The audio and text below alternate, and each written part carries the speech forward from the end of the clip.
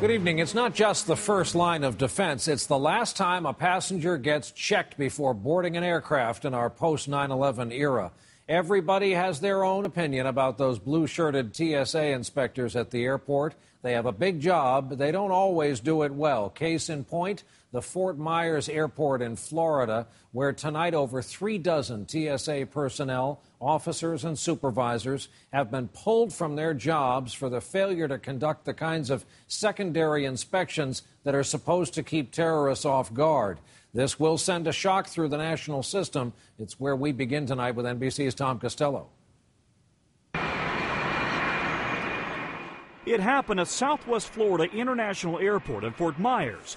5 frontline security officers fired. Another 38 suspended for 2 weeks, including supervisors and the federal security director, the person responsible for the entire airport security. Government sources say a large number of TSA officers on the late shift were no longer conducting random passenger screenings after passengers went through the checkpoint. Critics say it's more evidence of trouble at the TSA. You have 14,000 administrators, 65,000 personnel, and they don't need to have TSA in that personnel business. They need to get out of it and get into the security business. In a statement to NBC News, the TSA says accountability is an important aspect of our work, and TSA takes prompt and appropriate action with any employee who does not follow our procedures and engages in misconduct. Fort Myers is a small airport, but the TSA's troubles here come after a series of high-profile embarrassments. In Honolulu, 48 screeners fired or suspended amid allegations they improperly screened baggage. In Charlotte, 12 screeners accused of botching inspections were fired. And in Newark, 8 screeners suspended for sleeping on the job or theft.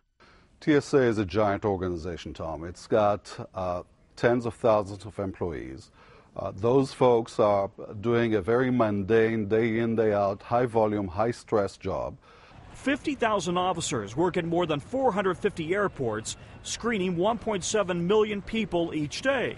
Security experts acknowledge the monotony of the job can lead to fatigue and complacency. This happened over a 2-month period last year. The TSA insists security was never compromised at Fort Myers because what the officers had stopped doing was the additional random screenings that many of us get selected for from time to time. But the TSA says that randomness is a critical part of its security approach, and it cannot have groups of officers deciding on their own that they're simply not going to do it. Brian? Tom Costello in Washington tonight. Tom, thanks.